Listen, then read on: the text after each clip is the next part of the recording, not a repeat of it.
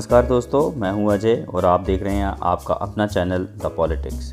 जैसा कि आप सब जानते हैं कि हमने अपने लास्ट वीडियो में बात करी थी द पार्लियामेंट ऑफ इंडिया की, और उसमें भी हमने देखा था कि राज्यसभा के सदस्यों का चुनाव proportional representation bye means of single transferable vote के सिस्टम के हिसाब से किया जाता है। तो आप लोग समझ ही गए होंगे कि आज हम बात करने जा रहे हैं proportional representation bye means of single transferable vote. तो आइए इस वीडियो के माध्यम से जानने की कोशिश करते हैं क्या होता है प्रोपोर्शनल रिप्रेजेंटेशन और कैसे होता है राज्यसभा के सदस्यों का चुनाव। जैसा कि आप सब जानते हैं कि हम एक लोकतांत्रिक देश यानी कि डेमोक्रेटिक स्टेट में रहते हैं, जिसकी नींव होते हैं वहाँ पर समय समय पर करवाए जाने वाले इलेक्शंस, और इसके लिए पूरे देश को छोटे छोटे क्षेत्रों यानी कि कॉन्स्टिट्यूएंसीज में बांटा जाता है, और इनका बंटवारा पॉपुलेशन के आधार पर डिलिमिटेशन कमीशन द्वारा किया जाता है।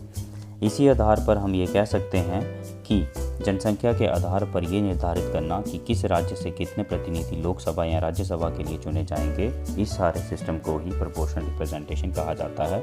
और इसीलिए लोकसभा या राज्यसभा में हर राज्य से आने वाले प्रतिनिधियों की संख्या अलग अलग होती है, यानी कि जितनी ज़्यादा जनसंख्या होगी उतने ही अधिक प्रतिनिधि भी होंगे। उदाहरण के लिए उत्तर प्रदेश से 31, पश्चिम बंगाल से 16, जम्मू कश्मीर से 4 और त्रिपुरा से 1 ही प्रतिनिधि राज्यसभा के लिए चयनित किया जाता है। तो आइए एक उदाहरण लेकर समझने की कोशिश करते हैं कि किस प्रकार से राज्यसभा के सदस्यों का बंटवारा पॉपुलेशन के आधार पर किया जाता है। इसके लिए एक फार्मूला दिया गया है जिसमें हम राज्यसभा के कुल सदस्यों की संख्या को राज्य की कुल जनसंख्या के साथ मल्टीप्लाई करके उसको देश की कुल जनसंख्या के साथ डिवाइड करते हैं, और उससे जो सम हमें मिलता है वही होती है किसी राज्य से चुने जाने वाले राज्यसभा के सदस्यों की संख्या।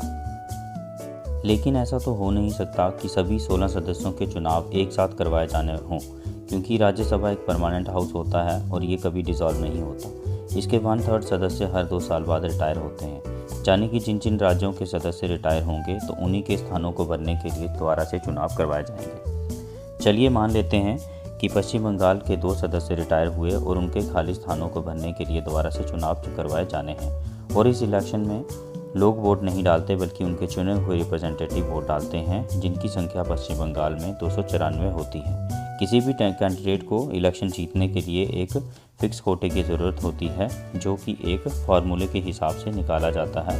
ये फार्मूला आपकी स्क्रीन पर सामने आ रहा है। आप इसको देखने के बाद हम ये देखते हैं कि पश्चिम बंगाल से किसी भी सदस्य को जीतने के लिए टोटल 99 विधायकों या वोटों की ज़रूरत होती है, तभी उसको एक विनिंग कैंडिडेट डिक्लेयर किया जाएगा।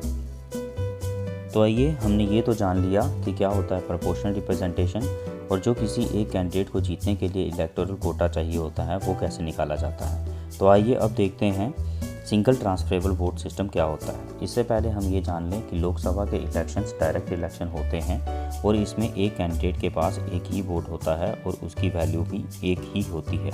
लेकिन राज्यसभा के इलेक्शंस इनडायरेक्ट इलेक्शंस होते हैं, जिसमें एक कैंडिडेट के पास मल्टीपल प्रेफरेंसेस होती हैं। इन इलेक्शंस में लोग डायरेक्टली खुद वोट नहीं डालते बल्कि उनके चुने हुए रिप्रेजेंटेटिव उनके बिहाफ पे वोट डालते हैं। इलेक्शंस के टाइम पे वोटर्स को एक बैलेट पेपर दिया जाता है जिसमें कैंडिडेट का नाम लिखा जाता है, और उनको उनके आगे अपनी प्रेफरेंसेस डालनी होती हैं। उदाहरण के तौर पर मैंने एज MLA राज्यसभा की इलेक्शन में वोट डाला, और मैंने अपनी फर्स्ट प्रेफरेंस सुखविंदर को दी, दूसरी, तीसरी और चौथी सुरजीत, लखविंदर और देविंदर को देकर अपना बैलेट पेपर फोल्ड करके बैलेट बॉक्स में डाल दिया। इसके बाद शुरू होती है वोटों की गिनती, जो कि अलग अलग स्टेजेस में होती है।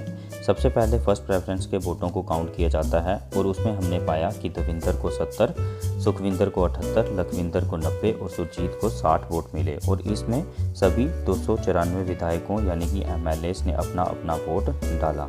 लेकिन इस सारे प्रोसेस में विजेता बनने के लिए कम से कम 99 विधायकों का सपोर्ट चाहिए था, जो कि किसी भी कैंडिडेट को नहीं मिला।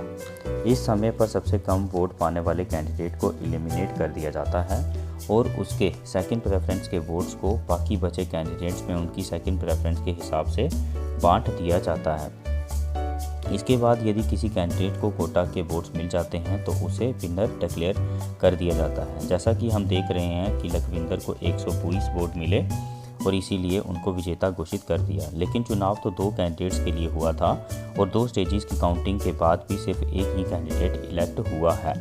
बाकी बचे दोनों कैंडिडेट्स के पास कोटा के 99 वोट से कम वोट्स हैं। इस समय लखविंदर को जो 21 वोट कोटा से अधिक मिले थे वो देविंदर और सुखविंदर में थर्ड प्रेफरेंस के हिसाब से बांट दिए जाएंगे। मान लीजिए देविंदर को 11 और सुखविंदर को 10 वोट मिले। इसी के साथ ही सुखविंदर के कुल वोटों की संख्या 103 हो गई, इसीलिए उनको विनर डिक्लेयर कर दिया जाएगा। इस प्रकार से सुखविंदर और लखविंदर पश्चिम बंगाल से राज्यसभा के सदस्य चयनित कर दिए जाएंगे।